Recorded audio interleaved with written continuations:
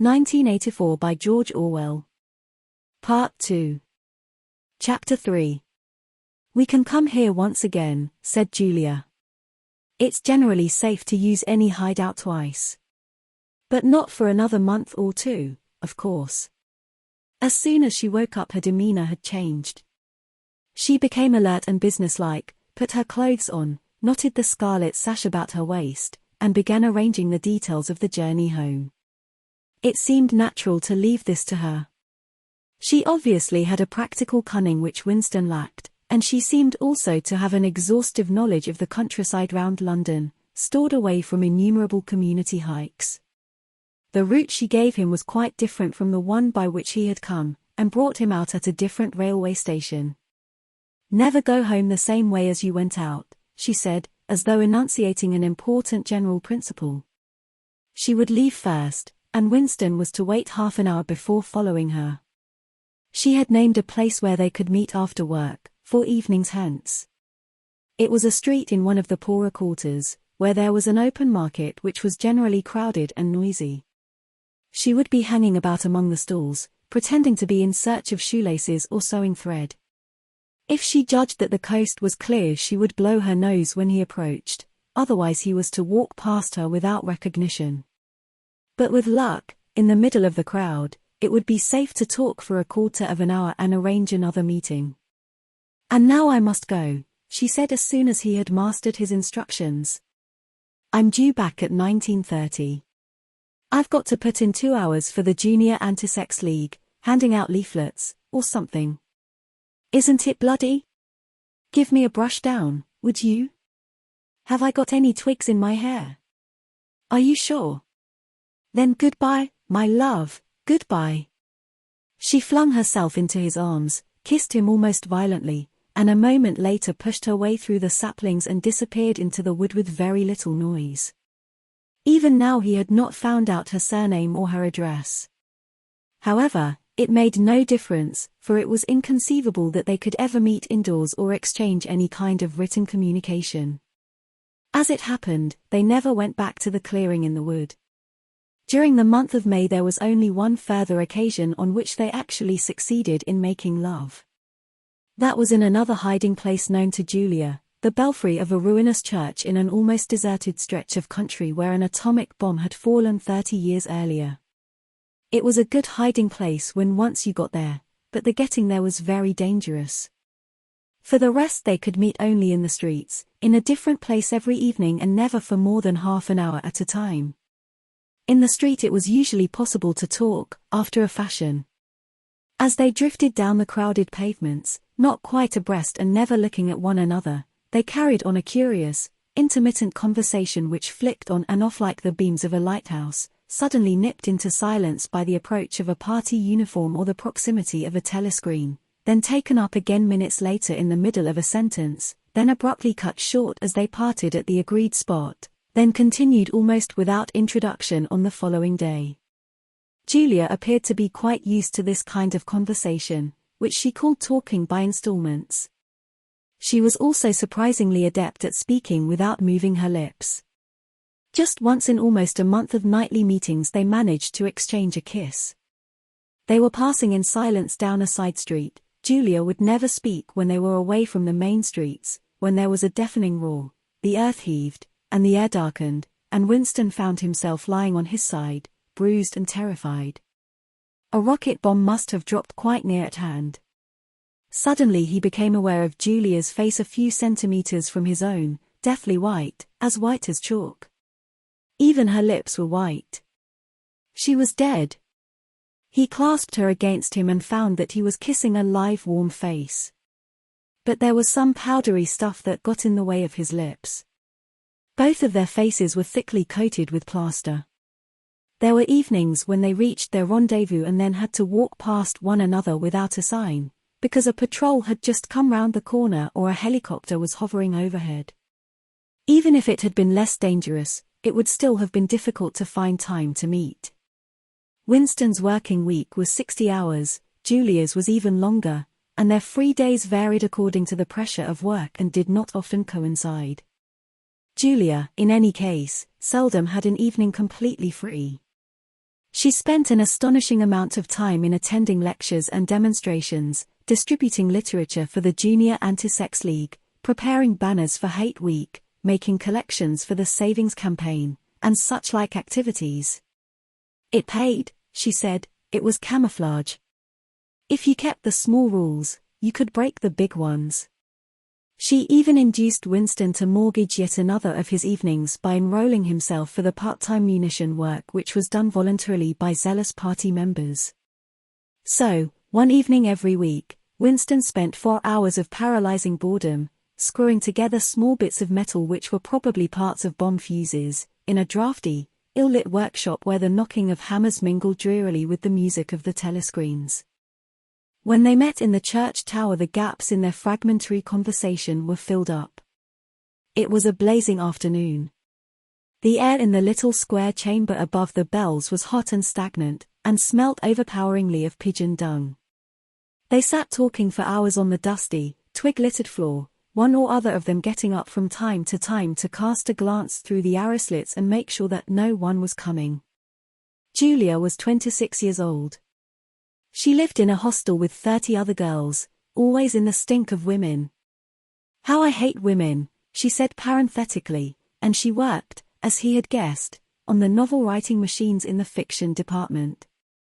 She enjoyed her work, which consisted chiefly in running and servicing a powerful but tricky electric motor. She was not clever, but was fond of using her hands and felt at home with machinery. She could describe the whole process of composing a novel, from the general directive issued by the planning committee down to the final touching up by the rewrite squad. But she was not interested in the finished product. She didn't much care for reading, she said. Books were just a commodity that had to be produced, like jam or bootlaces. She had no memories of anything before the early 60s, and the only person she had ever known who talked frequently of the days before the revolution was a grandfather who had disappeared when she was 8.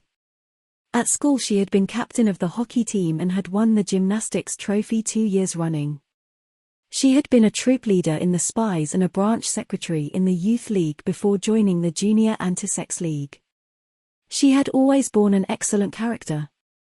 She had even, an infallible mark of good reputation, been picked out to work in pornosec, the subsection of the fiction department which turned out cheap pornography for distribution among the proles. It was nicknamed Muck House by the people who worked in it, she remarked.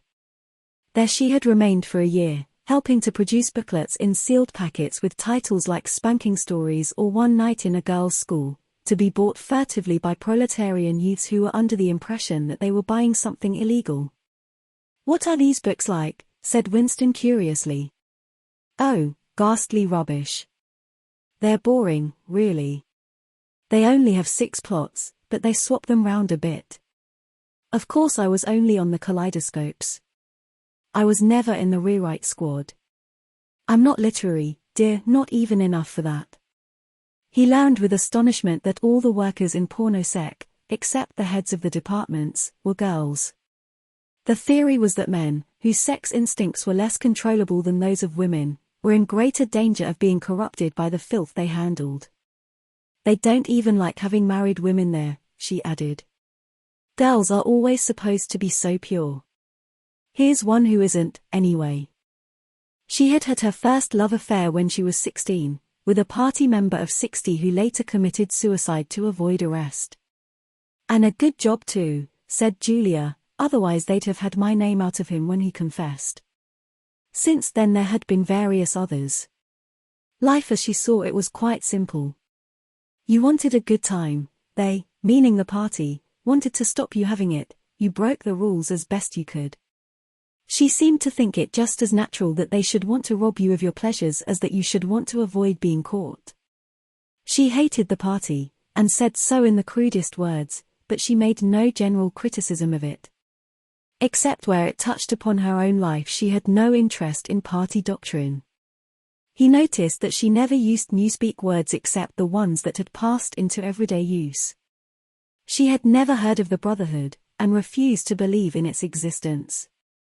Any kind of organized revolt against the party, which was bound to be a failure, struck her as stupid.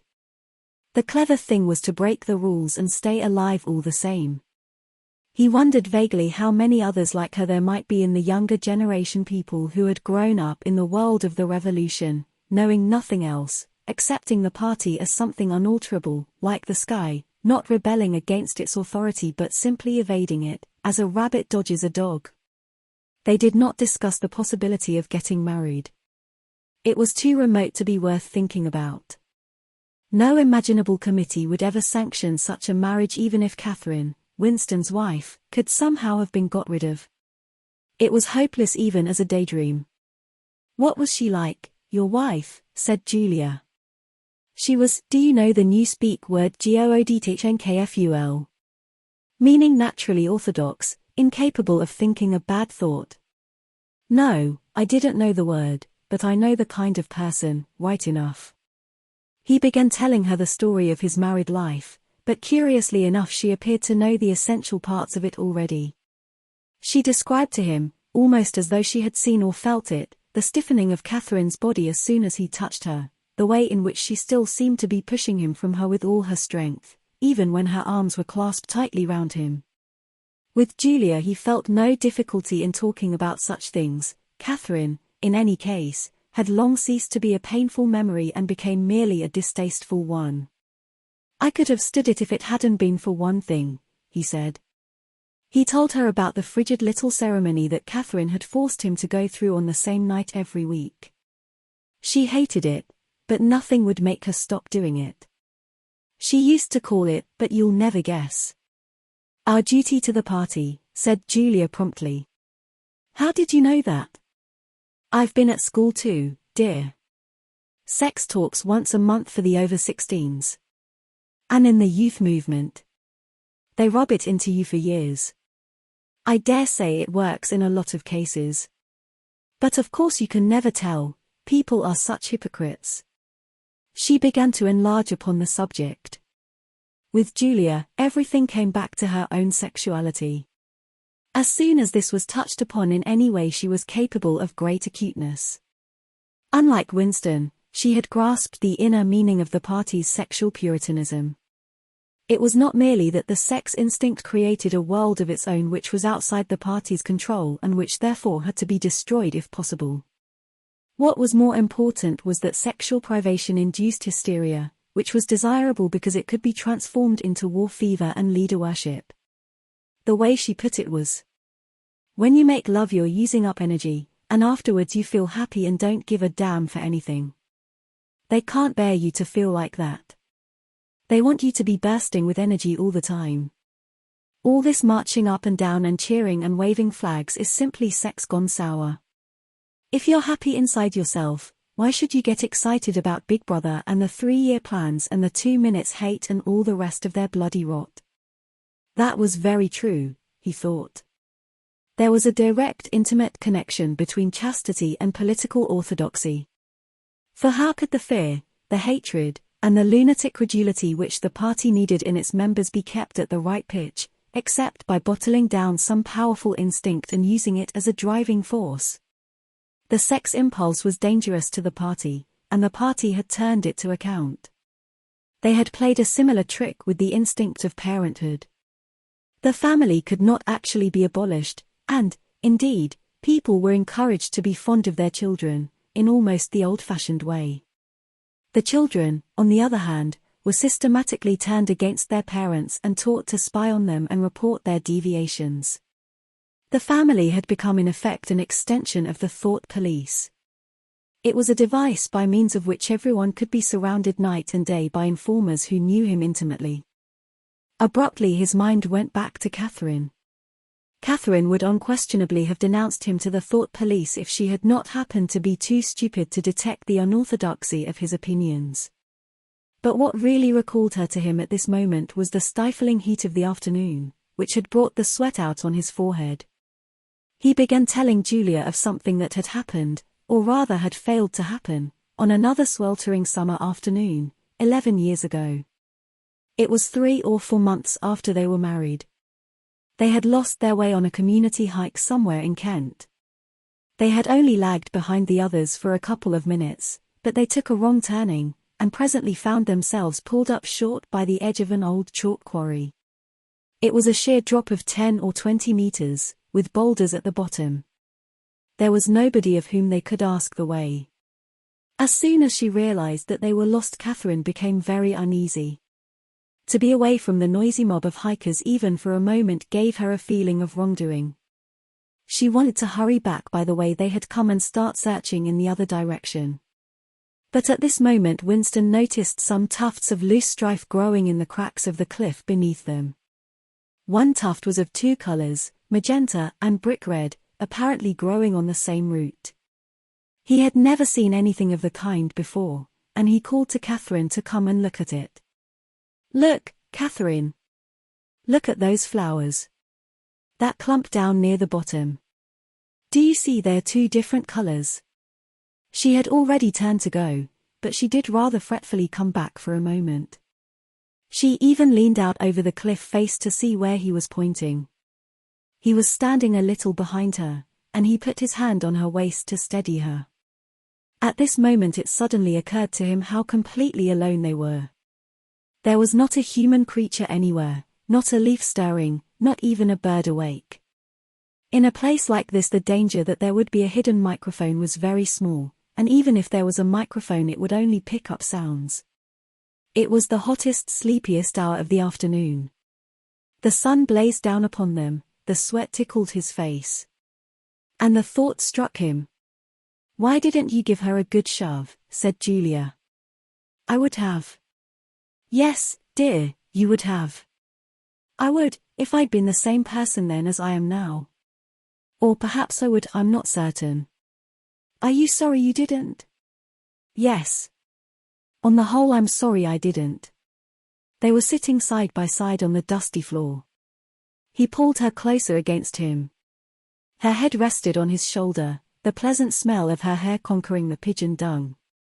She was very young, he thought, she still expected something from life, she did not understand that to push an inconvenient person over a cliff solves nothing. "Actually it would have made no difference," he said. "Then why are you sorry you didn't do it?" "Only because I prefer a positive to a negative. In this game that we're playing, we can't win. Some kinds of failure are better than other kinds, that's all." He felt her shoulders give a wriggle of dissent. She always contradicted him when he said anything of this kind. She would not accept it as a law of nature that the individual is always defeated. In a way she realized that she herself was doomed, that sooner or later the thought police would catch her and kill her, but with another part of her mind she believed that it was somehow possible to construct a secret world in which she could live as you chose. All you needed was luck and cunning and boldness. She did not understand that there was no such thing as happiness, that the only victory lay in the far future, long after you were dead, that from the moment of declaring war on the party it was better to think of yourself as a corpse. "We are the dead," he said. "We're not dead yet," said Julia prosaically. "Not physically. 6 months, a year, 5 years, conceivably. I am afraid of death. You are young, so presumably you're more afraid of it than I am. Obviously we shall put it off as long as we can. But it makes very little difference. So long as human beings stay human, death and life are the same thing." "Oh, rubbish. Which would you sooner sleep with, me or a skeleton? Don't you enjoy being alive? Don't you like feeling, this is me, this is my hand, this is my leg, I'm real, I'm solid, I'm alive? Don't you like this?" She twisted herself round and pressed her bosom against him. He could feel her breasts, ripe yet firm, through her overalls. Her body seemed to be pouring some of its youth and vigor into his. "Yes, I like that," he said. "Then stop talking about dying. And now listen, dear, we've got to fix up about the next time we meet. We may as well go back to the place in the wood. We've given it a good long rest. But you must get there by a different way this time. I've got it all planned out. You take the train, but look, I'll draw it out for you." And in her practical way she scraped together a small square of dust, and with a twig from a pigeon's nest began drawing a map on the floor.